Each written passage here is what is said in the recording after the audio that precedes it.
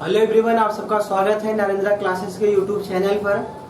हम लोग solution chapter में आदर्श और अनादर्श विलयन की बात कर रहे हैं। आदर्श विलयन क्या होते हैं और अनादर्श विलयन क्या होते हैं, और कौन से ऐसे विलयन हैं जो राउल्ट के नियम से धनात्मक विचलन दिखाते हैं और कौन से क्या दिखाते हैं, ऋणात्मक विचलन प्रदर्शित करते हैं।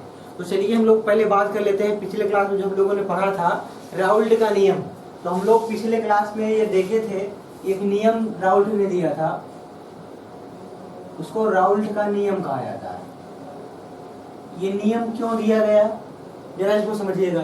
हम लोग पिछले क्लास में देखे थे कि वहां पर बताया गया था, जैसे अगर हमारे पास क्या हो, विलेय हो और क्या हो, विलायक हो। हमारे पास विलेय और विलायक है, हम दोनों को मिलाएंगे, क्या बनेगा, विलयन बनेगा। क्या बनेगा, विलयन बनेगा। लेकिन अगर हम यहाँ पर ये माने कि हमारा जो विलेय है और जो विलायक है दोनों कैसे हैं, दोनों वाष्पशील हैं। दोनों कैसे हैं, वाष्पशील हैं। दोनों के दोनों क्या हैं, दोनों के दोनों वाष्पशील हैं। हमारा विलेय भी और विलायक भी वाष्पशील का मतलब कि अगर उसको आप हीट करेंगे तो क्या हो जाएगा, वाष्पित हो जाएगा। जैसे आपका जल है, जल को हम लोग गर्म करते हैं, जल क्या होता है, भाप में बदल जाता है। तो ऐसे ही हमारे पास जो विलेय और विलायक होंगे दोनों में वाष्पित होने का गुण होना चाहिए।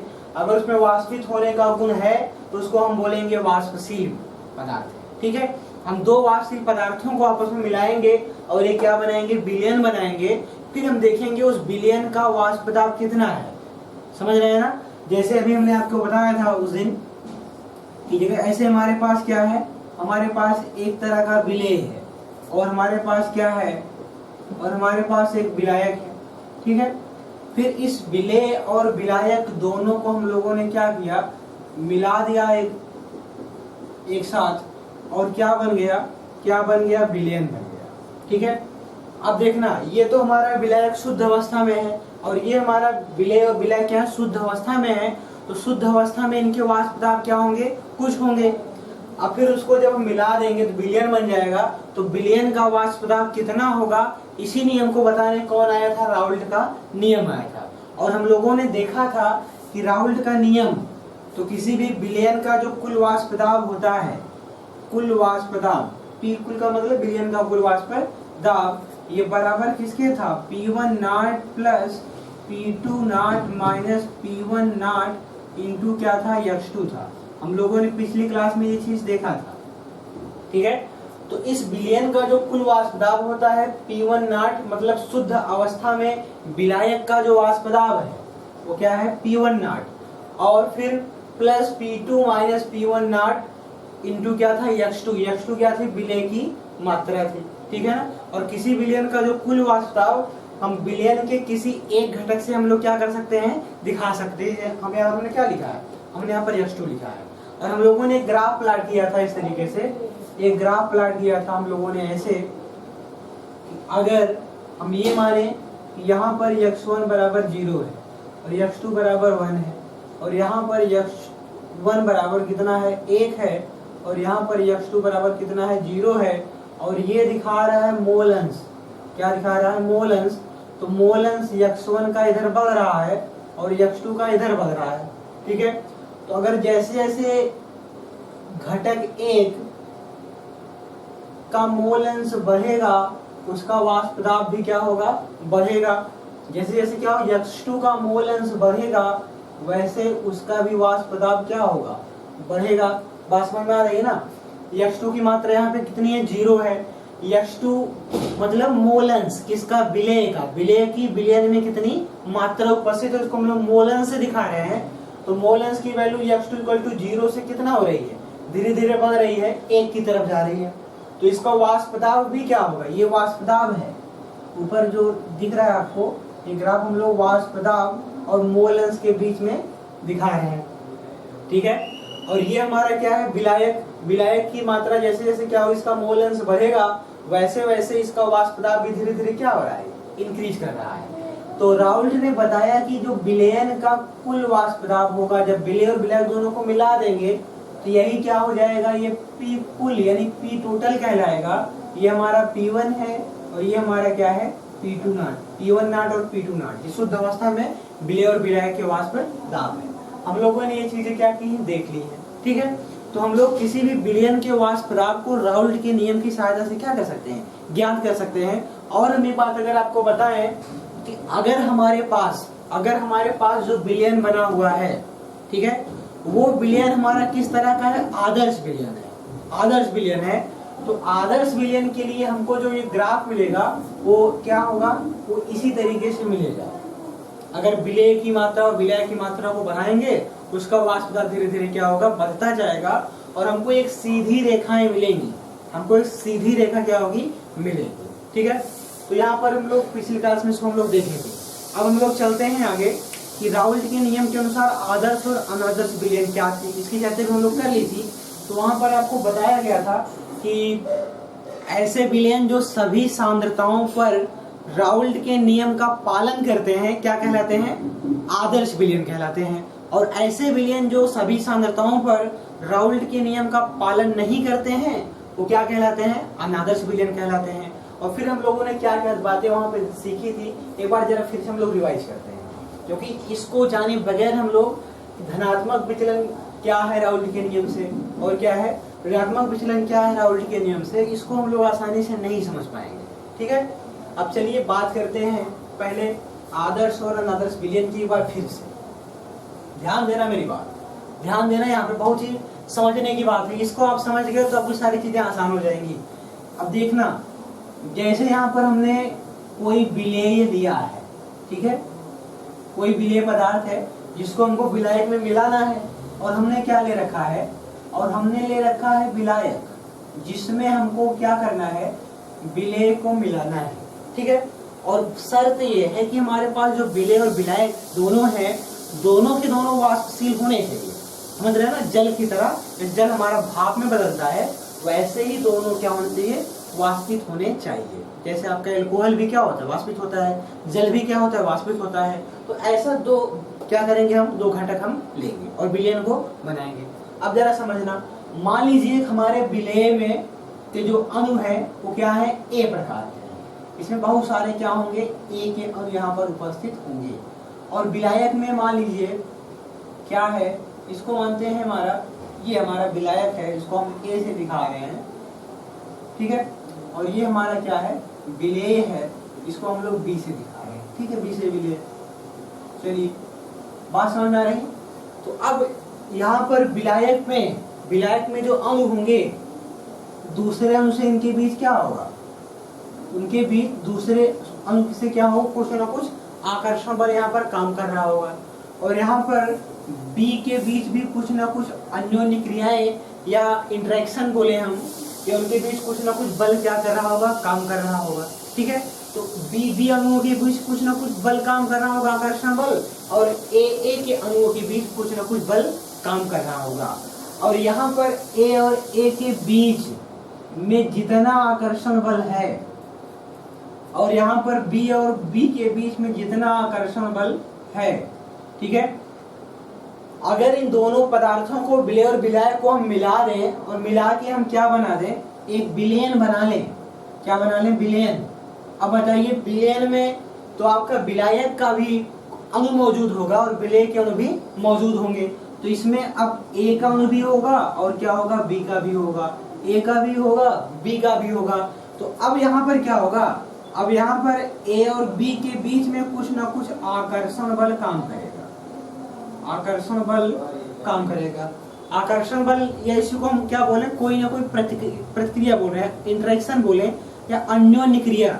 ये आकर्षण भी हो सकता है, प्रतिकर्षण भी हो सकता है। अभी हम जल्दी बता रहे हैं क्या है कि यहाँ पर आकर्षण से इसको हम दिखाएंगे। अब ध्यान दो कि जब हम इसको यहाँ पे मिलाएंगे तो यहाँ पर बी और बी के बीच में जो आकर्षण या प्रतिकर्षण का बल था, ए और ए के बीच में जितना आकर्षण प्रतिकर्षण का बल था, जब इसको मिला के दोनों को मिला के विलयन बनाया गया तो जितना यहाँ पर अट्रैक्शन फोर्स था, जितना यहाँ पे अट्रैक्शन फोर्स था, अगर वही अट्रैक्शन फोर्स ए और बी के बीच में हो, बिल्कुल उतना ही जितना बी के बीच में लग रहा था, जितना ए के बीच में लग रहा था, उतना ही अगर ए बी के बीच में अगर क्या हो, आकर्षण या प्रतिकर्षण का बल लगेगा, तो हम बोलेंगे कि हमारा जो विलयन बना हुआ है वो कैसा विलयन है, आदर्श विलयन है। कैसा विलयन है, आदर्श विलयन है। बात समझ में आ गई। अब आदर्श विलयन के लिए क्या होगा? आदर्श विलयन, जब इस विलेय को और इस विलायक को हम एक सी में मिलाकर क्या बना दिए, विलयन बना दिए, तो यहाँ पर मानते हैं कि इसकी जो एंथैल्पी कितनी है, H2 है, और इसकी एंथैल्पी कितनी है, H1 है। तो एंथैल्पी परिवर्तन इसको मिलाने पर तो डेल्टा H मिश्रण बराबर 0 होना चाहिए। मतलब अपक्रिया में जब दोनों विलेय विलायक को मिलाएंगे तो न तो उष्मा का उत्सर्जन होगा और न ही उष्मा क्या होगी, शोषित होगी। तो ऐसी अगर कंडीशन है तो हमारा विलयन कैसा विलयन होगा? तो हमारा विलयन कैसा होगा? आदर्श विलयन होगा। बात समझ में आ रही है? अगर विलायक की मात्रा कितनी है, 500 ml है, और विलेय की कितनी मात्रा है, 200 ml है, तो विलयन बनाने के बाद हमारा जो विलयन बनेगा उसका आयतन 5 2 कितना होना चाहिए, 700 होना चाहिए। तो कहने का मतलब आयतन में परिवर्तन नहीं होना चाहिए। तो डेल्टा V आयतन में परिवर्तन यानी मिश्रण बनाते समय कितना होना चाहिए, 0 होना चाहिए। कितना होना चाहिए, 0। ये आयतन में भी कोई परिवर्तन, आयतन कम ज्यादा नहीं होगा, जितना मिलाएंगे उतना ही उसका आयतन रहेगा। अपक्रिया में कोई ऊर्जा न तो उत्सर्जित होगी न ही क्या होगी, अवशोषित होगी। हमारा विलयन कैसा होगा, आदर्श विलयन होगा। बात समझ में आई? तो वास्तव में कोई आदर्श विलयन नहीं होता है, ये काल्पनिक है, लेकिन कुछ एग्जाम्पल हैं जो आदर्श की तरह क्या करते हैं, बिहेव करते हैं। जैसे हमने आपको बताया था कि अगर आप क्लोरोबेंजीन और ब्रोमोबेंजीन को आपस में मिला दें तो आदर्श विलयन बनेगा, या आप बेंजीन और टालुइन को आपस में मिला दें तो क्या बनेगा, आदर्श विलयन बनेगा। बात समझ रहे हैं ना? ये बात वहां पर हमने आपको बताई। अब चलिए अब आगे देखते हैं कि अनादर्श विलयन क्या है। ये बहुत ही इसको आपको समझना है काफी। अनादर्श विलयन क्या है देखना। तो अनादर्श विलयन मैंने आपको पहले बता दिया है कि ऐसे विलयन जो राउल्ट के नियम से कैसा सभी सिद्धांतों पर पालन नहीं करते हैं, क्या कहलाते हैं, अनादर्श विलयन कहलाते हैं। अब यहाँ पे जरा समझो अनादर्श विलयन, वहां पर आपको बताया गया था कि अनादर्श विलयन के लिए, अनादर्श विलयन के लिए, अब अनादर्श विलयन में हमने बोल दिया था राउल्ट के नियम का पालन नहीं करेंगे। अब इसके लिए अब ये दो तरह के होते हैं, हमने कल बताया था, ये दो तरह के होते हैं। एक तो ऐसे होते हैं जो राउल्ट के नियम से किस तरीके से विचलन दिखाते हैं, धनात्मक विचलन दिखाते हैं, और दूसरे ऐसे होते हैं जो राउल्ट के नियम से कैसे दिखाते हैं, ऋणात्मक विचलन दिखाते हैं। ठीक है, निगेटिव डेविएशन दिखाएंगे और पॉजिटिव डेविएशन दिखाएंगे, किससे, राउल्ट के नियम से। अब जरा समझना, यहाँ पे धनात्मक विचलन में क्या होगा, इसमें एक काम करते हैं हम लोग, एक एक करके इसको समझ से चलते हैं कायदे से। तो आप क्या करिएगा, आप हेडिंग बना लीजिए, आप हेडिंग बनाइए राउल्ट के नियम से धनात्मक विचलन। आप हेडिंग बना लो राउल्ट के नियम से धनात्मक विचलन। ठीक है, पहले हेडिंग आप बना लो राउल्ट के नियम से धनात्मक विचलन।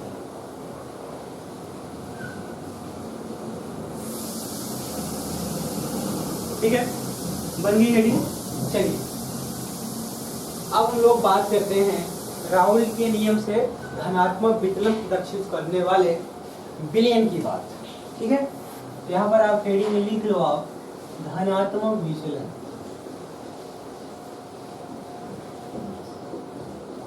लिखना, इसमें आप लिखना, यहाँ पर हमने क्या, धनात्मक विचलन का मतलब कि जब हमारा विलयन बने, हम विलय और विलायक को मिलाएं और विलयन बने, और प्राप्त विलयन का वाष्प दाब राउल्ट के नियम द्वारा प्राप्त वाष्प दाब से क्या हो, ज्यादा हो।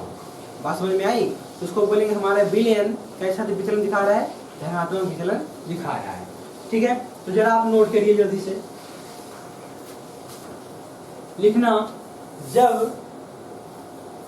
जब विलयन का, आप लिखते चलो, जब विलयन का वाष्प दाब, जब विलयन का वाष्प दाब राउल्ट के नियम से प्राप्त, राउल्ट के नियम से प्राप्त वाष्प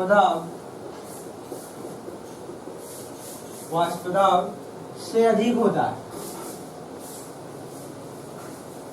से अधिक होता है। मेरी बात समझ रहे हैं ना, कि जितना वाष्प दाब विलयन का मिला है राउल्ट का नियम से वो ज्यादा मिल गया है, उसको बोलेंगे क्या है, ये हमारा विलयन राउल्ट के नियम से कैसा विचलन दिखा रहा है, धनात्मक विचलन दिखा रहा है, ठीक है, अधिक होता है तो उसको बोलेंगे कैसा विचलन।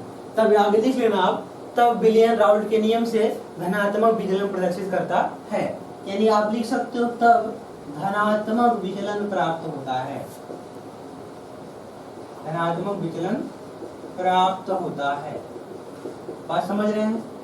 अब देखिए यहाँ पर, अब यहाँ पर देखना है, अब यहाँ पर एक बात समझ लो पहले आप कि यहाँ अभी इसको आप समझ लीजिए पहले कि अभी मैंने बोला था कि अगर हमारा विलायक क्या है, ए प्रकार का है, ये हमारा क्या है, विलायक है, और हमारा जो विलेय है वो क्या है, उसमें बी प्रकार के अणु मौजूद हैं, और जब हमारा विलयन बनेगा, जब हमारा विलयन बनेगा तो विलयन में क्या क्या मौजूद होंगे, तो विलयन में ए और बी के बीच क्या होगी, अन्योन्य क्रिया होगी, क्योंकि विलयन में विलायक है और क्या है, विलेय। तो यहाँ पर इनके बीच अट्रैक्शन होगा। अब जरा समझना यहाँ पे, अब जरा समझना यहाँ पे कि अगर यहाँ पे क्या हो, तो ये हमारे विलायक में ए और ए के बीच में कुछ ना कुछ क्या होगा, आकर्षण बल होगा, बी और बी के बीच में कुछ ना कुछ आकर्षण बल होगा। जब हम विलयन बना देंगे, हम दोनों को आपस में मिला देंगे, तो मिलाने के बाद ए और बी, ए बी का मतलब विलेय के अणु और विलायक के अणुओं के बीच का जो क्या होगी, अन्योन्य क्रिया होगी या आकर्षण बल होगा, ये क्या होगा, कम होगा। यहाँ पर आपको कम आकर्षण बल मिलेगा, कम आकर्षण बल आपको मिलेगा। किसकी तुलना में, जब विलायक शुद्ध अवस्था में था तो ए के बीच में आकर्षण बल ज्यादा था, बी के बीच में आकर्षण बल ज्यादा था, लेकिन जब हमने मिला दिया तो ए और बी के बीच में आकर्षण बल क्या हो गया, कम हो गया, कम हो गया। जब ए और बी आपस में कम आकर्षण दिखा रहे हैं, कम अट्रैक्ट हो रहे हैं, तो आसानी से विलयन से क्या कर सकते हैं, विलयन से वाष्पित हो सकते हैं, समझ रहे हैं ना। जब आसानी से वाष्पित हो जाएंगे तो किसकी तुलना में, शुद्ध विलेय और विलायक की तुलना में, तो उसका वाष्प दाब क्या हो जाएगा, ज्यादा। जब उसका वाष्प दाब ज्यादा हो जाएगा, इसी को हम बोलेंगे विलयन कैसा दिखा रहा है, तो विलयन राउल्ट के नियम से धनात्मक विचलन दिखा रहा है। तो आप दूसरा पॉइंट लिख सकते हैं क्या, जब विलयन में ए और बी मतलब विलेय और विलायक के अणुओं के बीच का आकर्षण शुद्ध विलायक और विलेय के अणुओं के बीच आकर्षण बल से क्या होता है, कम होता है, तब विलयन का वाष्प दाब क्या हो जाएगा, बढ़ जाएगा, और विलयन राउल्ट के नियम से धनात्मक विचलन दिखाता है, ठीक है। अब यहाँ पर क्या होगा, तो अभी हमने बोला तो विलायक की तुलना में विलयन से ए और बी की बाहर जाने की, पलायन करने की, यहाँ से निकल करके पलायन करने की क्या होगी, अधिक प्रवृत्ति होगी, अधिक प्रवृत्ति होगी, मतलब और आसानी से यहाँ से निकल करके भाग जाएगा, ठीक है। हम बोलेंगे हमारा विलयन राउल्ट के नियम से धनात्मक विचलन दिखा है, ठीक है। बात समझ में आई। इससे क्या होगा, विलयन का वाष्प दाब बढ़ जाता है, यही रीजन है, ठीक है। अब हम लोग क्या कर सकते हैं, अब लिखना, अब देख और एक बात कि राउल्ट के नियम से धनात्मक विचलन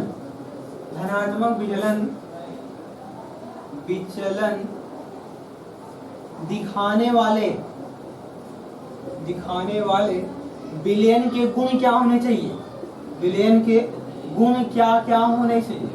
अभी मैंने बोला आपसे कि अगर यहाँ पे क्या हो कि प्राप्त, अगर हमारे विलयन में क्या है, दो घटक हैं, विलेय और विलायक, तो माने अगर एक घटक क्या था, ए था, ठीक है, तो उसका शुद्ध अवस्था में जो वाष्प दाब था वो क्या था, तो विलयन का कुल वाष्प दाब कब, जब उसको मिला दिया गया विलेय और विलायक को, तो उसकी वैल्यू ज्यादा थी Pa0 इंटू किससे, यक्स से, और दूसरा हम तथा Pb is greater than P1 not into x. ठीक है, बात समझ में आ गई। तो यहाँ पर ये क्या है, ये कुल वाष्प दाब है जब विलयन बन गया है किसका, विलायक का। ठीक है, ये कुल वाष्प दाब है जब विलयन बन गया है किसका, विलेय का। तो उसकी वैल्यू ज्यादा है किससे, जो राउल्ट के नियम से जो मान आ रहे थे। ठीक है, देख रहे हैं ना, ये राउल्ट के नियम से आपने यही निकाला था। तो यहाँ पर यही बताया जाता है कि Pa बराबर होता है Pa नॉट इंटू एक्स ए, या इसी को हम बोले P1 बराबर P1 नॉट इंटू x1। यही तो राउल्ट के नियम में आपने पढ़ा था कि विलयन का कुल जो वाष्प दाब है बराबर किसके होगा, शुद्ध विलायक का वाष्प दाब गुणे उसका मोल अंश। ठीक है, अब यहाँ पर ये तो राउल्ट के नियम से ये मान प्राप्त हो रहा है। तो राउल्ट के नियम से प्राप्त वाष्प दाब से इसका वाष्प दाब क्या हो गया, ग्रेटर देन है। इसका भी वाष्प दाब क्या हो गया, राउल्ट के नियम वाले से ग्रेटर देन है। इसको बोलेंगे राउल्ट के नियम से कैसा विचलन है, धनात्मक विचलन है। ठीक है, ये पहली बात हो गई। अब दूसरी बात क्या होनी चाहिए कि डेल्टा एच की वैल्यू ग्रेटर देन 0 होनी चाहिए। डेल्टा एच की वैल्यू ग्रेटर देन 0 होनी चाहिए। कहने का मतलब डेल्टा एच का मतलब जब विलेय और विलायक को मिलाएंगे तो जो उष्मा क्या होगी, उत्सर्जित होगी, उत्सर्जित नहीं बल्कि क्या होगी, अवशोषित होगी। उष्मा क्या होगी, अवशोषित होगी। ठीक है ना, तो यहाँ पर उष्मा का अवशोषण होगा तो डेल्टा एच का मान आपको क्या मिलेगा, 0 से ज्यादा, यानी कि क्या मिलेगा, पॉजिटिव। क्या मिलेगा, पॉजिटिव मिलेगा। और तीसरी बात कि वॉल्यूम में परिवर्तन, जब विलेय विलायक को मिलाया गया तो वॉल्यूम में परिवर्तन भी ग्रेटर देन क्या होगा, 0, यानी कि इसकी भी वैल्यू क्या आएगी, पॉजिटिव। बात समझ में आई। तो पहले की तुलना में जब हमारा विलेय कितना है, मान लो 200 ml, ठीक है, और विलायक हमारा कितना है, 500 ml है, और जब विलयन बन गया तो कितना विलयन बनना चाहिए, 5 2 700। लेकिन इसका जो आयतन होगा ये कुछ ना कुछ ज्यादा हो सकता है, ये 750 ml बन गया है। ठीक है, क्यों ऐसा हुआ, क्योंकि ए और बी के बीच में आकर्षण बल उतना नहीं है जितना ए और ए के बीच में है और बी और बी के बीच में है। तो जब आकर्षण बल कम होगा तो अणु दूर दूर होंगे, तो इस विलयन में का आयतन क्या हो जाएगा, ज्यादा हो जाएगा। बस समझ में आ गई। ये बातें किसके लिए होनी चाहिए, ये राउल्ट के नियम से आपको इतनी बातें यहाँ से निकल करके आती है। एग्जाम्पल आप लिख लो, एग्जाम्पल लिख लो जल्दी से।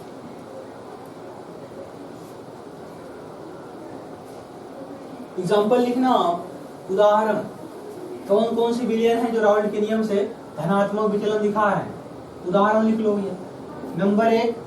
नंबर एक लिखना, एथिल एल्कोहल तथा जल।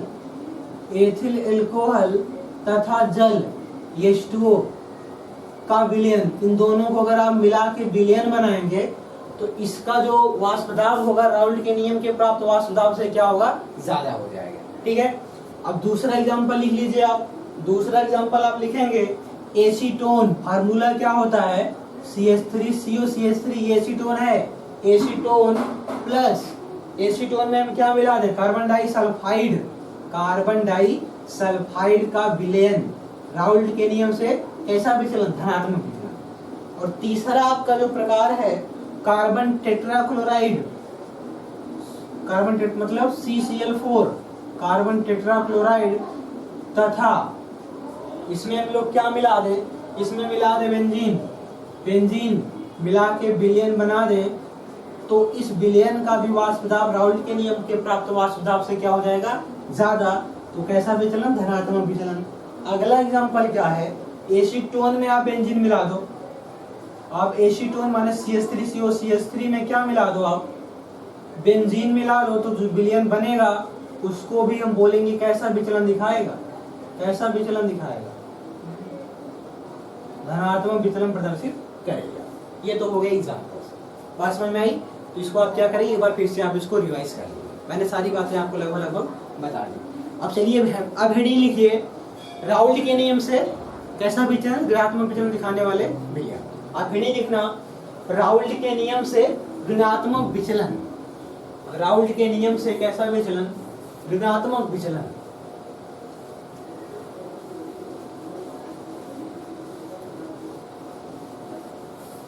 आप लिख लो, आप यहाँ पे ऋणात्मक विचलन, राउल्ट के नियम से ऋणात्मक विचलन। इसमें क्या होगा, निगेटिव डेविएशन। यहाँ पर आपको क्या मिल रहा है, आपको यहाँ पर मिल रहा है निगेटिव डेविएशन, ना, ऋणात्मक विचलन।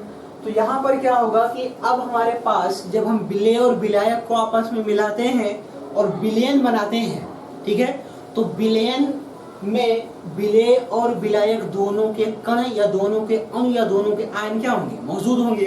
तो यहाँ पर शुद्ध विलेय और विलायक की तुलना में तो विलयन में जो अणु हैं विलेय और विलायक के, उनके बीच का आकर्षण बल क्या होगा, ज्यादा होगा शुद्ध विलायक और विलेय की तुलना में।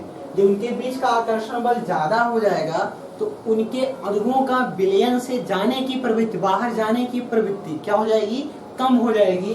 जब अणु बाहर की तरफ नहीं जाएंगे तो विलयन का वाष्प दाब क्या हो जाएगा, कम हो जाएगा, ठीक है। तो प्राप्त विलयन का वाष्प दाब कम हो जाएगा तो विलयन राउल्ट के नियम से कैसा विचलन दिखाएगा, बोलो, ऋणात्मक विचलन प्रदर्शित करेगा, ठीक है। तो आप एक लाइन यहाँ पे लिख लो, लिख लीजिए आप,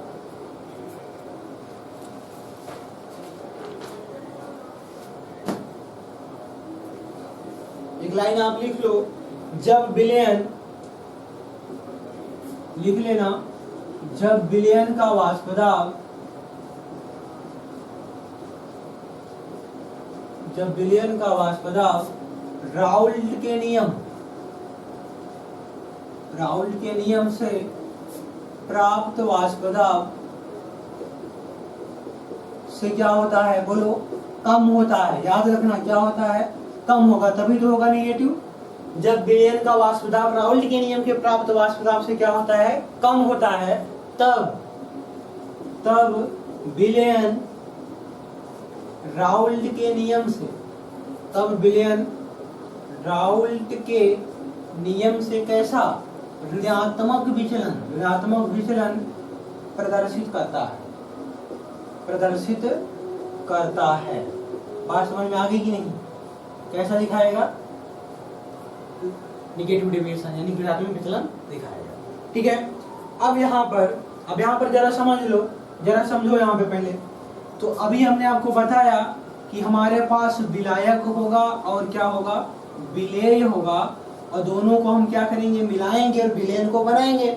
और यहाँ पर हम माने कि हमारे विलायक क्या है, उसमें ए प्रकार के अणु उपस्थित है या आयन उपस्थित है, और विलेय में क्या है, बी प्रकार के आयन या अणु उपस्थित है। जब हम इन दोनों को मिलाएंगे, इन दोनों को मिलाएंगे और क्या बनाएंगे, बनाएंगे विलयन, तो विलयन में ए के भी कण मौजूद होंगे और बी के कण मौजूद होंगे, ए के कण होंगे और बी के कण मौजूद होंगे। अब यहाँ पर आप जरा समझो, पहले जरा समझो यहाँ पर हुआ क्या कि अगर शुद्ध विलायक है तो उसमें ए और ए के बीच में कुछ ना कुछ क्या होगा, आकर्षण बल होगा, और बी के बीच में कुछ ना कुछ क्या होगा, आकर्षण बल होगा, ठीक है। और जब हम इसको मिला के विलयन बनाएंगे, अब तो विलयन में दोनों मौजूद हैं, ए भी और बी भी, मतलब विलेय के कण भी और विलायक के कण भी।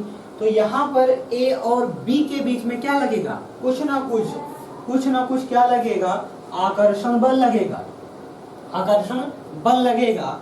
और लेकिन यहाँ पर आप ध्यान देना कि यहाँ पर जो हमको आकर्षण बल मिल रहा है वह अधिक होगा, अधिक आकर्षण बल क्या होगा, अधिक आकर्षण बल किसकी तुलना में, शुद्ध विलायक और शुद्ध विलेय के अणुओं के बीच में आपस में यहाँ पर कम आकर्षण बल है, यहाँ पर क्या है, कम आकर्षण बल है। और बी के बीच भी क्या है, कम आकर्षण बल है। लेकिन ए और बी के बीच में क्या है, अधिक आकर्षण बल है, क्या है, अधिक आकर्षण बल है। तो इसलिए जब विलेय और विलायक को मिलाते हैं तो उनके अणु जब एक दूसरे को अट्रैक्ट करेंगे, आकर्षित करेंगे, तो वो क्या हो जाएंगे, जब आकर्षित करेंगे तो उनकी विलयन से जाने की प्रवृत्ति क्या होगी, नहीं होगी ना, बहुत कम होगी। जब उनके अणु आसानी से विलयन को छोड़ करके नहीं जाएंगे तो क्या वो वाष्प दाब ज्यादा प्रदर्शित करेंगे, नहीं, क्योंकि अगर वाष्पित होंगे तभी तो वाष्प दाब लगाएंगे, ठीक है ना, बात समझ में आ गई नहीं। तो यहाँ पर अब क्या होगा कि ऐसे विलयन, तो ऐसे विलयन का जो वाष्प दाब होगा राउल्ट के नियम से प्राप्त वाष्प दाब से क्या हो जाएगा, कम हो जाएगा। और हम बोलेंगे हमारा विलयन राउल्ट के नियम से कैसा विचलन दिखा रहा है, बोलो, ऋणात्मक विचलन दिखा रहा है, ठीक है ना। बात समझ में आ गई? तो यहाँ पर ऐसा कुछ होना चाहिए। तो विलयन में विलय और विलय के अणुओं के बीच का आकर्षण बल ज्यादा होना चाहिए। और एक बात मैं यहीं पे आपको बता दूं, जब विलय और विलय के अणुओं के बीच का आकर्षण बल ज्यादा होगा तो अगर दो अणुओं के बीच आकर्षण बल बढ़ता है तो ऊर्जा उत्सर्जित होती है। ऊर्जा क्या होगी? उत्सर्जित होगी। तो इस अभिक्रिया में डेल्टा एच मतलब एंथैल्पी परिवर्तन का मान क्या होगा? निगेटिव होगा। क्या होगा? ऋणात्मक होगा। और जब अणु आपस में आकर्षित करेंगे पहले की तुलना में ज्यादा, तो विलयन का आयतन क्या हो जाएगा? ज्यादा हो जाएगा ना। क्या हो जाएगा? विलयन का आयतन कम हो जाएगा। बात समझ में आ गई? ठीक है, चलिए अब आगे लिखते हैं। आगे देखिए आप, तो आप लिख लो छोटी सी हेडिंग यहीं पे, राउल्ट के नियम से ऋणात्मक विचलन प्रदर्शित करने वाले विलयन के गुण। तो इस विलयन के गुण क्या होने चाहिए? प्रॉपर्टी क्या होनी चाहिए? पहली बात, इसका वाष्प दाब राउल्ट के नियम के प्राप्त वाष्प दाब से क्या हो गया? कम। तो आप लिखेंगे क्या? PA is less than PA not into XA। XA मतलब विलायक के मोलन्स। और PB is less than PB not into XB। ये राउल्ट के नियम से प्राप्त वाष्प दाब है। ये भी राउल्ट के नियम से प्राप्त वाष्प दाब है। तो वो ज्यादा है लेकिन ये क्या है? कम। बात समझ रहे हैं ना? तो पहली शर्त ये होनी चाहिए। और दूसरी शर्त क्या होनी चाहिए? कि डेल्टा एच, यानी जब हम दोनों को विलय और विलय को मिलाएंगे तो ऊष्मा क्या होनी चाहिए? उत्सर्जित होनी चाहिए। ये वैल्यू निगेटिव आनी चाहिए, मतलब लेस देन 0 आनी चाहिए। तो यहाँ पर क्या होगी? यहाँ पर ऊष्मा उत्सर्जित, ऊष्मा क्या होगी? उत्सर्जित होगी। वहां पर क्या होगी? अवशोषित होगी। फिर ध्यान दो, तीसरी कंडीशन मैंने क्या बताई? जब A और B के बीच के अणुओं का आकर्षण बल बढ़ेगा तो विलयन का कुल आयतन क्या हो जाएगा? क्या हो जाएगा? कम हो जाएगा। तो यहाँ पर आप लिखेंगे डेल्टा V मतलब आयतन में परिवर्तन बराबर, या हम कहें कि लेस देन क्या होगा? 0। समझो जरा, जैसे अगर हमारे पास क्या है? ये विलेय है और ये क्या है? विलायक है। और दोनों को हमने मिलाया और क्या बनाया? विलयन बनाया। ठीक है। और विलेय का कितना मोल है? 200 ml। विलायक कितना मोल है? 500 ml। विलयन कितना बनना चाहिए राउल्ट के नियम के हिसाब से? 5 2 700 ml। लेकिन यहाँ पर ये विलेय और विलाय के अणुओं के बीच मिलाने पर आकर्षण बल का मान ज्यादा हो गया तो उसका आयतन क्या हो जाएगा? कम। हो सकता है कि 5 2 7 होना चाहिए, हो सकता है कि 680 ml ही हमको क्या हो? विलयन का आयतन प्राप्त हो। क्यों? आकर्षण बल बढ़ जाने की वजह से। यहाँ पर अगर ये BB है, यहाँ पर ये AA है, यहाँ पर क्या होगा? यहाँ पर क्या होगा? A और B के बीच का आकर्षण, क्योंकि विलय विलय दोनों मौजूद हैं, तो ये इस बल का मान ज्यादा होगा तो अनुपास पास होंगे। जब अनुपास पास होंगे तो आयतन क्या हो जाएगा? कम। आयतन में चेंज कितना आएगा? लेस देन 0 यानी निगेटिव आएगा। बात समझ गए हैं? एग्जांपल लिख लो जल्दी से। एग्जांपल लिख लो इसके। एग्जांपल लिख लो इसके उदाहरण। कौन से विलयन है जो राउल्ट के नियम से कैसे विचलन दिखा रहे हैं? निगेटिव यानी कि ऋणात्मक विचलन प्रदर्शित कर रहे हैं। चलिए देखिए, तो पहला एग्जांपल आपका है कि HNO3 नाइट्रिक अम्ल में आप क्या मिला दो? जल, और बना दो विलयन। तो इस विलयन का यानी HNO3 तथा जल के विलयन का वाष्प दाब राउल्ट के नियम से प्राप्त वाष्प दाब से क्या होगा? ज्यादा ऊपर क्या होगा? कम होगा। क्यों? क्योंकि यहाँ पर जल और HNO3 नाइट्रिक अम्ल के बीच के अणुओं का आकर्षण क्या हो गया? ज्यादा हो गया। बात समझ गए ना? तो आयतन भी क्या हो जाएगा? कम।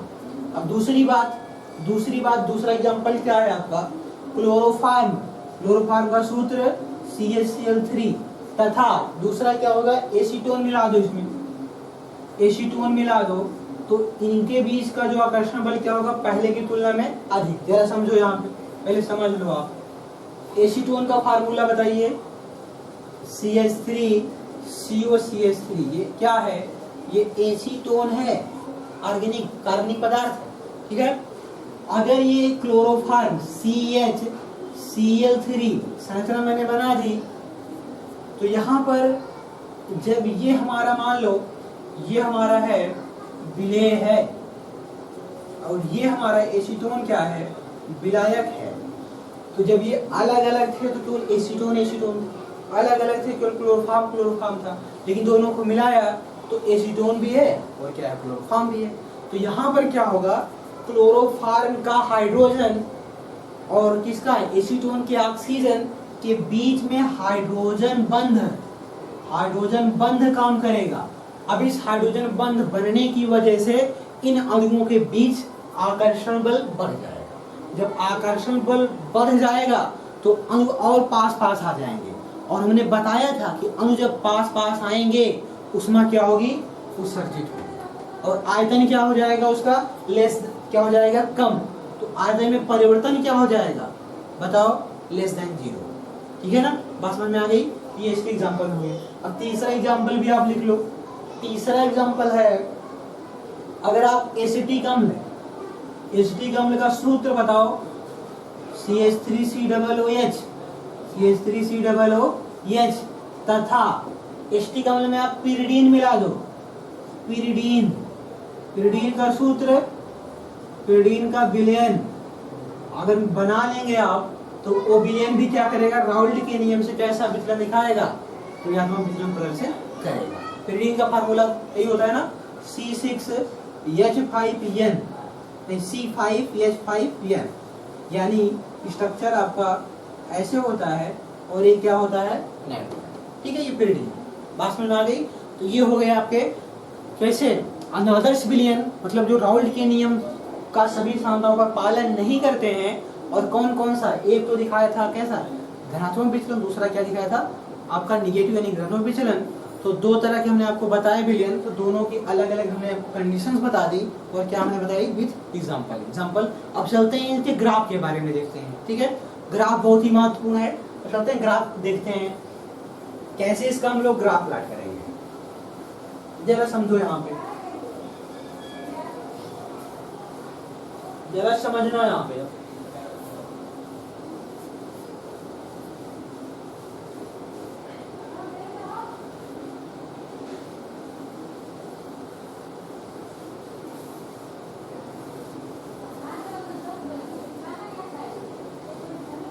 और मैं आपको एक बात बता दूं, यहाँ पर जो भी चीजें आपको बताई जाएंगी बिल्कुल सही बताई जाएंगी और बहुत ही आसानी से आपको बताई जाएंगी। अगर फिर भी आपको कोई तकलीफ है, आपको कोई दिक्कत है कि आपको कह रहे हैं कि पता नहीं क्या बता रहे हैं, समझ में हमको कुछ नहीं आ रहा है, तो आप क्या करिए, आप हमको जरूर बताइए कि यहाँ पर हमको प्रॉब्लम है, तो मैं आपकी प्रॉब्लम को दूर करने का भरसक प्रयास करूंगा। ठीक है ना। तो कोई भी डाउट पढ़ते समय आपको नहीं होना चाहिए कि आप पढ़ रहे हो, हाँ डाउट में चल रहे हो, हाँ भी डाउट है, इसको क्या करना है, कुछ करना नहीं, क्या करना है आपको, हमको कमेंट बॉक्स में बताना है कि सर हमको यहाँ पे प्रॉब्लम है, तो आपकी समस्या क्या होगी, समस्या को हम दूर करने का प्रयास करेंगे। चलिए हम लोग ग्राफ की बात करते हैं, तो एक एक करके बात कर लेते हैं। पहला किसके लिए, पहला धनात्मक विचलन के लिए, ठीक है, और दूसरा किसके लिए, ऋणात्मक विचलन के लिए, ठीक है। निगेटिव डेविएशन, यहाँ पर क्या होगा, पॉजिटिव डेविएशन किससे, राउल्ट के नियम से। राउल्ट के नियम की तुलना कर रहे हैं हम लोग, तो राउल्ट के नियम जो है वो किसके लिए है, वो आदर्श विलयन के लिए है, और ये सब क्या है, सब अनादर्श विलयन। अब समझना, अब यहाँ पे जरा समझो आप, ठीक है, साथ साथ इसका भी हम लोग बनाते चले। तो यहाँ पर ये होगा वाष्प दाब, इधर की तरफ जाएंगे वाष्प दाब क्या होगा, बढ़ेगा, और यहाँ भी क्या होगा, वाष्प दाब, इधर भी वाष्प दाब क्या हो रहा है, बढ़ रहा है। वाष्प दाब और मोल अंश के बीच में हम लोग ग्राफ प्लॉट कर रहे हैं, ये भी क्या है यहाँ पर, मोल अंश। समझते चलना, यहाँ पर आपको कोई दिक्कत आपको नहीं होनी चाहिए।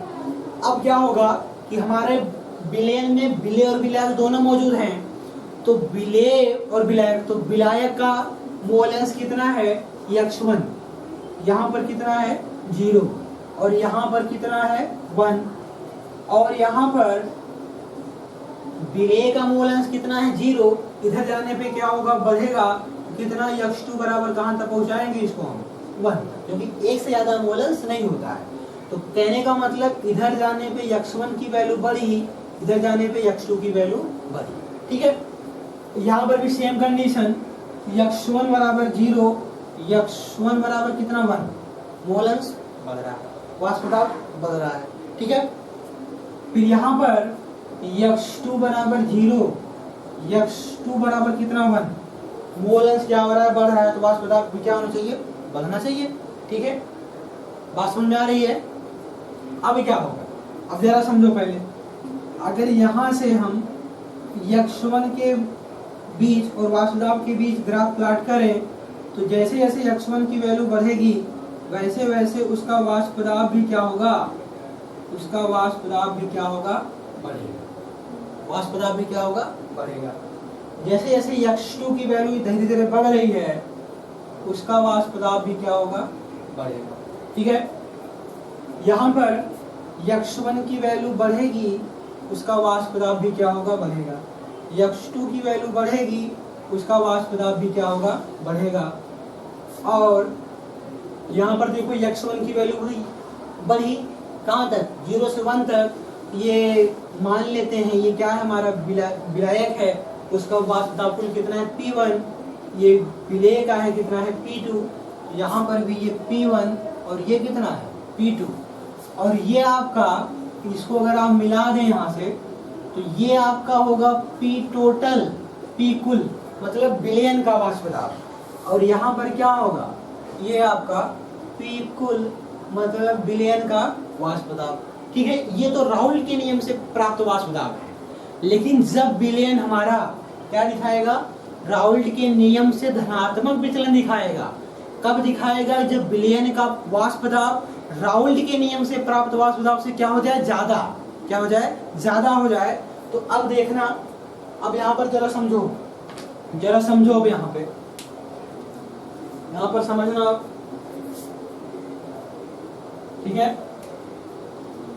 अब जब विलयन बनेगा तो वाष्प दाब भी क्या हो जाएगा, इसका बढ़ जाएगा, विलायक का भी, और विलेय का भी क्या हो जाएगा, बढ़ जाएगा।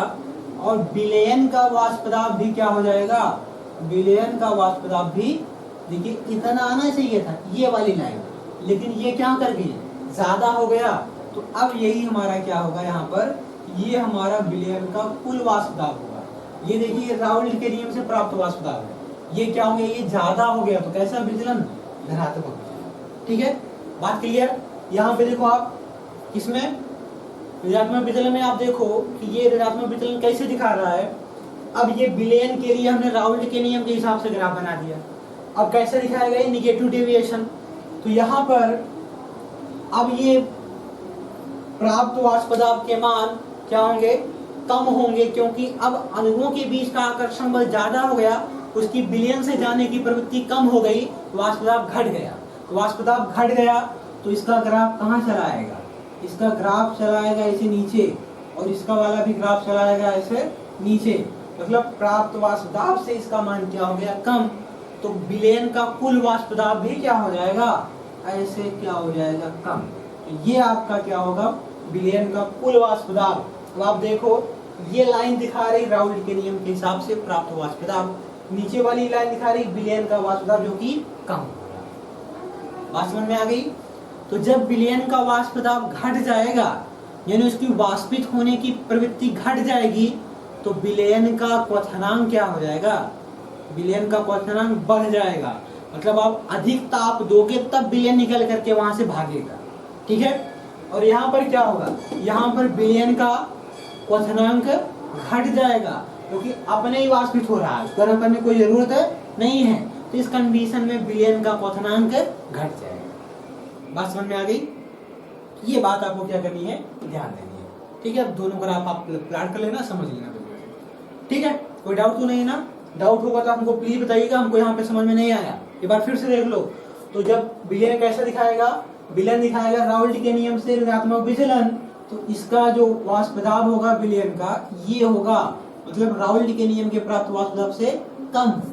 जब होगा धनात्मक विचलन तो राउल्ट के नियम प्राप्त वाष्प दाब से इसका वाष्प दाब क्या हो जाएगा, ये ज्यादा हो जाएगा। ठीक है, बात समझ में आ गई? कि वाष्प दाब ज्यादा मतलब विलयन में से विलय और विलायक को निकल करके भागने की प्रवृत्ति ज्यादा। जब खुद निकल के भाग रहे हैं तो आप ताप कम दोगे तब भी क्या हो जाएगा? वाष्पित हो जाएगा। तो ऐसी कंडीशन में यानी राउल्ट के नियम से धनात्मक विचलन प्रदर्शित करने वाले विलयनों का क्वथनांक घट जाता है, और ऐसी कंडीशन में जो विलयन राउल्ट के नियम से निगेटिव यानी ऋणात्मक विचलन दिखाते हैं उनका क्वथनांक क्या होता है? बढ़ जाता है, क्योंकि अणुओं के बीच का आकर्षण बल ज्यादा हो गया। तो उसको आप हीट देंगे, गर्म करेंगे, जब खूब हीट पाएंगे तब निकल करके वहां से भागेंगे। ठीक है, टेम्परेचर बढ़ाएंगे तब होगा। तो कहने का मतलब इसका वाष्प दाब कम तो क्वथनांक ज्यादा। क्लियर हुआ? चलिए अब हम लोग आगे बात करते हैं, जल्दी से इसको नोट कर लो आप।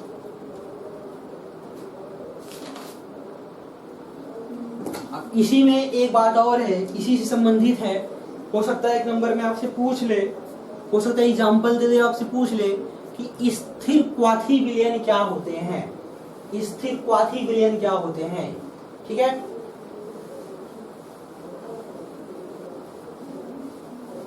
स्थिर क्वाथी जिसे अंग्रेजी में कहते हैं एजियोट्रॉफ्स।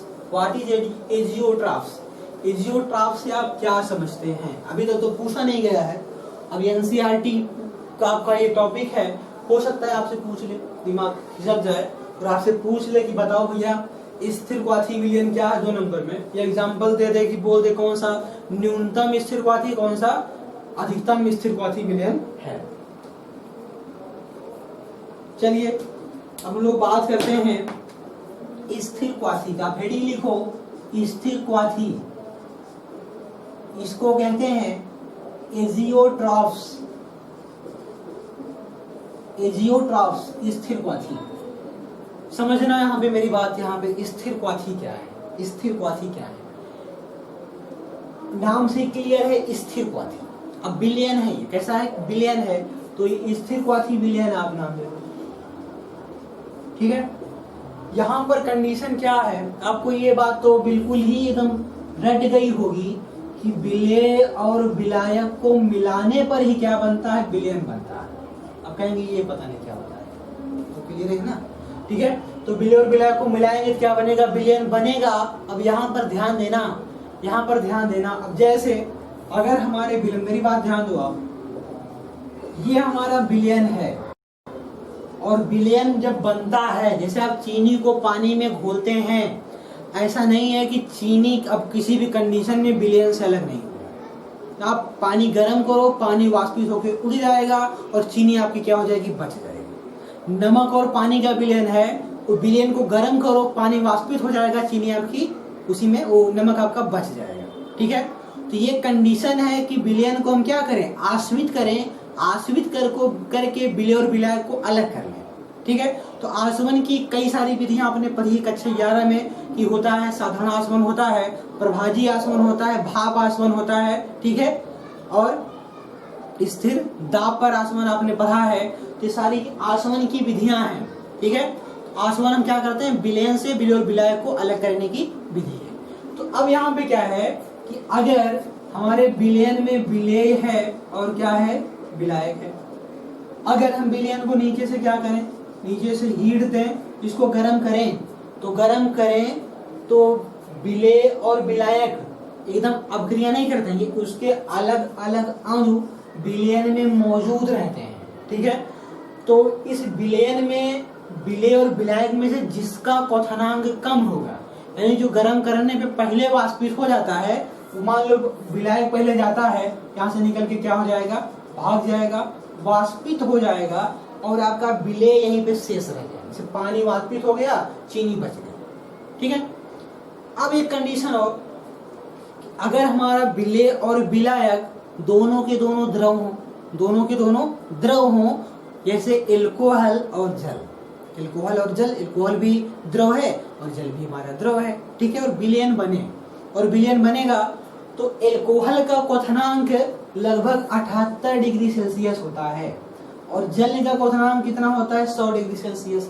यानी आप गर्म करना शुरू करोगे, पहले एल्कोहल निकल के वहां से भाग जाएगा 78 पे, और हमारा जल क्या हो जाएगा? वहां पे बच जाएगा, और हम विलयन से विलय और विलायक क्या करेंगे? अलग कर लेंगे। ठीक है, लेकिन कुछ बिलियन ऐसे, मेरी बात ध्यान दो, अब कुछ बिलियन ऐसे भी हैं जिन्हें गर्म करने पर उनको हम बिलियन से अलग अलग विलय विलायक को अलग नहीं कर सकते हैं। अगर हम गर्म करेंगे दोनों जाएंगे एक साथ, दोनों निकल के एक साथ ही जाएंगे, अलग अलग नहीं जाएंगे। बात समझ में आई? तो ऐसे विलयन को हम स्थिर क्वाथी विलयन कहते हैं। अब क्वथनांक क्या हो गया? स्थिर हो गया। अब विलय और विलायक का क्वथनांक नहीं रहा, अब ये पूरा विलयन का क्वथनांक हो गया। ठीक है, तो उसको बोलेंगे स्थिर क्वाथी विलयन। बात समझ में आई? आगे ने बात समझ में? तो आप चलो लिख लो जल्दी से स्थिर क्वाथी में, यहाँ पे लाइन लिखना इसमें, ऐसे स्थिर क्वाथी विलयन, ऐसे स्थिर क्वाथी नहीं बल्कि ऐसे द्विघटकी, मतलब इसमें दो घटक हो विलय और विलायक, तो अब लिखना ऐसे द्विघटकीय विलयन, ऐसे द्विघटकीय विलयन जिसका द्रव तथा वाष्प अवस्था, द्रव अवस्था या वाष्प अवस्था में संघटन क्या होता है? समान होता है। ठीक है, वाष्पित रहेंगे तब उतना अनुपात रहेगा, द्रवित रहेंगे तब भी उतना अनुपात रहेगा, मतलब दोनों की मात्राएं चाहे द्रव में हो चाहे वाष्प में हो, दोनों की मात्राएं समान होंगी। ठीक है, तो आपने क्या बोला? ऐसे द्विघटकीय विलयन जिनका द्रव तथा वाष्प अवस्था में संगठन क्या होता है? समान होता है, स्थिर क्वाथी कहलाते हैं। ठीक है, और तथा ये एक स्थिर ताप पर, ये सबसे इंपॉर्टेंट बात है, स्थिर ताप पर क्या होते हैं? उबलते हैं। समझ गए ना बात? यानी गर्म करेंगे तो ये स्थिर ताप पर उबलेंगे, स्थिर ताप पर उबलते हैं या क्वथित होते हैं। ठीक है, और अगली बात, इंपॉर्टेंट बात, तो इस प्रकार के विलयन नोट करते चलो, इस प्रकार के विलयन से यानी घटकों को, मतलब विलय और विलायक को, विलयन से हम कह सकते हैं क्या? विलय और विलायक को प्रभाजी आसवन, नाम सुने होंगे आप, प्रभाजी आसवन से भी अलग नहीं किया जा सकता है, अलग नहीं किया जा सकता है। यानी आश्रित करने की जो सबसे अच्छी विधि थी प्रभाजी आसवन, जिससे विलय और विलायक अलग ही हो जाते हैं, लेकिन वहां पर भी ये अलग नहीं किया जा सकता है। ठीक है, तो उसको बोलेंगे हम क्या? स्थिर क्वाथी विलयन। बात समझ में आ गई? फिर से समझ लो, जब हम दो विलय और विलायक को मिलाएं और एक विलयन बने, उस विलयन का द्रव अवस्था में भी वाष्प अवस्था में संघटन समान हो, ठीक है, उसको बोलेंगे स्थिर क्वाथी विलयन। और स्थिर क्वाथी विलयन का क्या? एक स्थिर ताप पर उबलते हैं। ऐसा नहीं विलय अलग ताप पे निकले विलय अलग ताप, ऐसा नहीं होगा, दोनों एक साथ क्या होंगे? वाष्पित होंगे। और इस प्रकार के विलयन से विलय और विलायक को प्रभाजी आसवन यानी फ्रैक्शनल डिस्टिलेशन से भी अलग नहीं किया जा सकता है। बात समझ में आ गई? अब लिखना आगे, ये निम्न दो प्रकार के होते हैं। आगे लिख लो, ये निम्न दो प्रकार के होते हैं।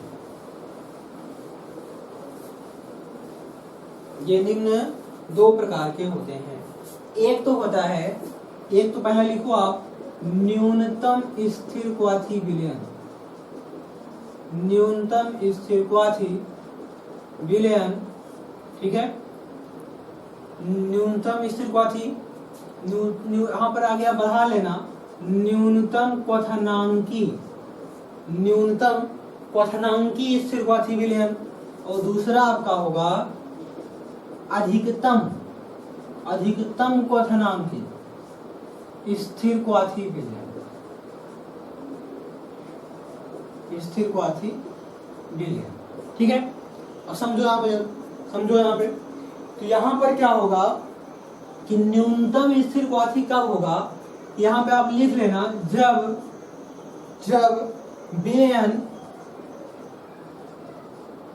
विलयन क्या? राउल्ट के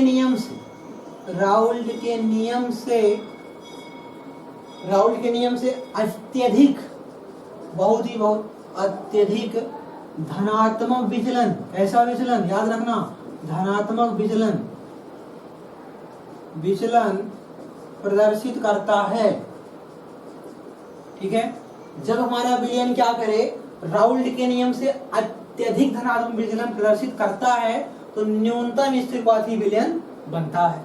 और यहाँ पर उसकी उल्टी कंडीशन जस्ट यहाँ पर आप क्या लिखेंगे, जब विलयन राउल्ट के नियम से क्या कह सकते हैं, इसको हम कम, मतलब बहुत ही कम या अत्यधिक बोल दें हम, या अत्यधिक कैसा अत्यधिक ऋणात्मक विचलन प्रदर्शित करता है। ये कैसा दिखाएगा ऋणात्मक विचलन, तो इसको हम बोलेंगे क्या है, ये अधिकतम क्वथनांकी स्थिरपाती विलयन। जरा समझो यहाँ पे एक एग्जांपल लेते हैं, तब आपको हम बताते हैं। ठीक है, जैसे होता क्या है, अगर हम सुक्रोज का किण्वन करें, सुक्रोज का मतलब चीनी के किण्वन से एथिल अल्कोहल का निर्माण करें, तो लास्ट में एक विलयन बचता है किसका, एथिल अल्कोहल का। कितना हो, 95% हो आयतन के हिसाब से, और जल हमारा कितना हो, 5% हो आयतन के हिसाब से। अगर ये 95 ml है, कितना ml होगा, 5 ml जल। तो इसका जो मिश्रण होता है वो स्थिर क्वाथी बना लेता है। तो शुद्ध अवस्था में एल्कोहल का क्वथनांक जो होता है, शुद्ध अवस्था में ये होता है 351.5 केल्विन, और जल का आपको पता है 373 केल्विन, मतलब 100 डिग्री सेल्सियस। इसका क्या होगा, 78 डिग्री सेल्सियस। ठीक है, अब देखो, लेकिन जब इसको हम आपस में मिला दे, मतलब इसका जो विलयन बनता है, तो इस विलयन का क्वथनांक क्या हो जाएगा, क्वथनांक घट करके 351 केल्विन। कितना हो गया, 351। मतलब अब जल कब वाष्पित होता, जब आप तापमान करते कितना, 373। लेकिन 373 तक तापमान नहीं जा रहा है, उसके पहले ही जल भी क्या हो रहा है, वाष्पित हो जा रहा है। किसके साथ, एल्कोहल के साथ। तो अब यहाँ पे इसको यानी दोनों एक साथ जा रहे हैं, इसको बोलेंगे स्थिर क्वाथी विलयन। और फिर मैंने बोला कि जब विलयन राउल्ट के नियम से कैसा विचलन दिखाए, धनात्मक विचलन, मतलब राउल्ट के नियम के प्राप्त वाष्प उसका वाष्प दाब क्या हो, ज्यादा। जब वो उसका वाष्प दाब ज्यादा है, इसका मतलब विलयन से जाने की प्रवृत्ति ज्यादा है, तो कम तापमान पर ही क्या हो जाएगा, वाष्पित हो जाएगा। उसका क्वथनांक क्या हो जाएगा, घट जाएगा। क्वथनांक घट के कितना हो गया, 351 केल्विन। बात समझ में आ गई। इसका एग्जांपल देखो आप, जरा। इसका एग्जांपल है, अब इसका एग्जांपल क्या है, अगर इसके एग्जांपल की हम लोग बात करें, HNO3 है, इनमें आपने क्या मिला दिया, जल। और HNO3 होना चाहिए 60% बाई मास, मतलब 68 ग्राम अगर हो तो जल कितना होगा, बोलो, 32 ग्राम बाई मास। तो HNO3 नाइट्रिक अम्ल का क्वथनांक कितना होता है, 359 केल्विन, जल का 373 केल्विन। ठीक है, जब दोनों मिलके विलयन बना लिए, तब इसका क्वथनांक कितना हो गया, 393.5 केल्विन, 393.5 केल्विन। ये लिखा है अधिकतम क्वथनांकी, इसका क्वथनांक बढ़ जाएगा किसकी तुलना में, विलय और विलायक की तुलना में। देखो, इसमें विलायक कौन है, HNO3, विलय कौन है, H2O। अब यहाँ पर मैक्सिमम कितना, 373, लेकिन कितने पे वाष्पित हो रहा है, 393। ठीक है, इसका मतलब क्या हुआ, इसका वाष्प दाब कम हो गया, किससे, राउल्ट के नियम से। तो कैसा है विचलन, ऋणात्मक विचलन दिखाएंगे। ठीक है, ये इसका एग्जांपल हो गया। बात समझ में आ गई, इसको आप जल्दी से नोट कर लो।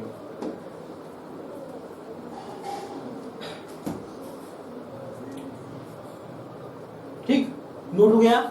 अब यहाँ तक मैंने आपको जो चीजें आपको बताई हैं, वहां पर आपको कोई भी डाउट नहीं होना चाहिए। अगर आपको डाउट लगे, और एक बार फिर से क्या करना, और उसको रिवाइज कर लेना, उसको देख लेना, या किताब का आप हेल्प ले सकते हैं, वहां पे एक बार पढ़ना, फिर इस लेक्चर को आप देखना। तो तो आपको ये सारी बातें बहुत ही आसानी से समझ में आ जाएंगी, ठीक है।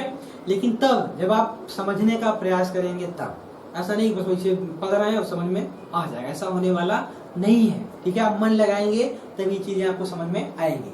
तो हम लोग अब कल नेक्स्ट बात करते हैं किसकी, हम लोग बात करेंगे इस चैप्टर का सबसे महत्वपूर्ण टॉपिक बिलियन के अंशांक गुण, क्योंकि वहां से आपका 100% हर साल एक न्यूमेरिकल आता है, वो भी कितने में, कम से कम 2 नंबर का जरूर आता है, ये मैक्सिमम 4 नंबर में भी वहां से क्वेश्चन आ सकते हैं, ठीक है। तो आपका अगला टॉपिक बहुत ही महत्वपूर्ण होने वाला है, ठीक है। तो अगर आप हमारे चैनल पर नए हैं तो हम आप हमारे चैनल को क्या करेंगे, सब्सक्राइब कर लेंगे। अगर आपको ये सारी बातें समझ में आ रही होंगी तो आप वीडियो को शेयर करेंगे, लाइक करेंगे। Thank you.